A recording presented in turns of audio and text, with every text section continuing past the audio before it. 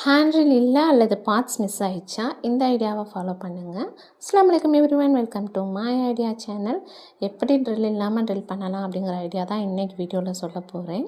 அதுக்கு ஃபஸ்ட்டு இந்த மாதிரி சிசர், அதாவது இதுலேயும் ஒல்லியாக இருக்கணும் அந்த மாதிரி சிசர், இன்னும் கொஞ்சம் ஷார்ப்பாக இருந்தால் பெட்டர். இது வந்து டபுளாக இருக்கும் ஆக்சுவலாக. இதை நான் அடிக்கடி யூஸ் பண்ணதில் ஆட்டோமேட்டிக்காக ஒன் சைடு உள்ளது கலண்டுருச்சு.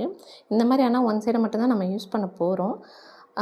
இதை வந்து அகலமாக இருக்கும் இல்லையா, அந்த மாதிரி இதை மட்டும் யூஸ் பண்ணாதீங்க. இந்த மாதிரி ஒல்லியாக இருந்தால் தான் இன்னும் கொஞ்சம் நமக்கு பெட்டராக இருக்கும்.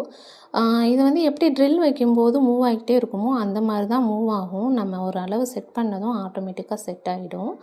கொஞ்சம் அழுத்தம் கொடுத்து பிடிக்கணும். ஸ்டார்டிங்கில் கொஞ்சம் கை வலிக்கிற மாதிரி இருக்கும், அப்புறம் நமக்கு போக போக பழகிடும். பிகாஸ் நான் ஸ்டார்டிங்கில் எனக்கு ஆர்டர்ஸ்லாம் வந்தப்போ நான் இந்த மாதிரி தான் யூஸ் பண்ணி தான் ஹோல்ட் பண்ணுவேன். சம்டைம்ஸ் சில இதில் வந்து வித் ஹோல் யூஸ் பண்ணாலுமே அது வந்து நமக்கு ஜம்பிங் போட முடியாது. அந்த டைமிங்கில் இந்த மாதிரி நான் வந்து இதே தான் யூஸ் பண்ணிக்கிட்டு இருந்தேன். இது வந்து அந்த பாயிண்டில் வச்சதும் ஃப்ரண்ட் அண்ட் பேக் ரெண்டு சைடுமே கொஞ்சம் கொஞ்சமாக நம்ம மூவ் பண்ணிக்கிட்டே வரும். அதாவது ஒன் சைடுன்னு இல்லை, clockwise anti clockwise ரெண்டு சைடுமே நல்லா அழகாக ரொட்டேட் பண்ணிக்கிட்டே வந்தோம்னா இந்த மாதிரி ஈஸியாக கிடைக்கும். இது வந்து அதாவது அதில் இருக்கக்கூடிய டஸ்ட்டெல்லாம் ஃபுல்லாக நம்ம ரொட்டேட் பண்ணி முடித்ததும் ரிமூவ் ஆகிடும்.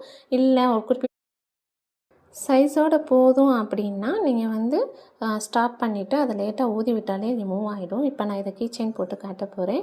என்னோடய வீடியோஸ் பிடிச்சிருந்தால் லைக் பண்ணுங்கள், ஷேர் பண்ணுங்கள், மறக்காமல் சப்ஸ்கிரைப் பண்ணுங்கள். ரெசின் ஆர்ட் ஐடியாஸ் ரிலேட்டடாக நிறையா சீரீஸ் போட்டுக்கிட்டே வரேன். கண்டிப்பாக ஃபாலோ பண்ணுங்கள். தேங்க்யூ, தேங்க்ஸ் ஃபார் வாட்சிங்.